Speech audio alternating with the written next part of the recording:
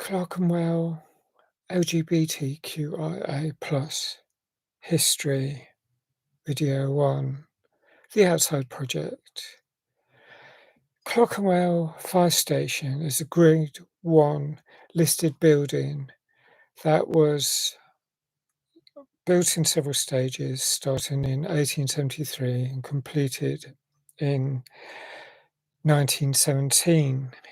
It was a fire station up until 2014, January, but in 2013, the Mayor of London at that time directed the closure of 10 fire stations, and Clerkenwell was one of these. And for the next few years, the building was empty. But in April 2019, the first homeless shelter for LGBTQIA plus people was formed here.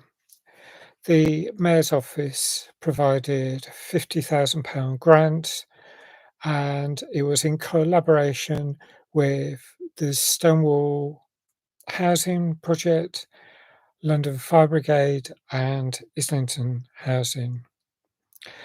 During the following year, in 2020, when COVID struck, they were able to help rough sleepers who were caught out by the pandemic, but it was then closed in 2021, largely down to the COVID lockdowns.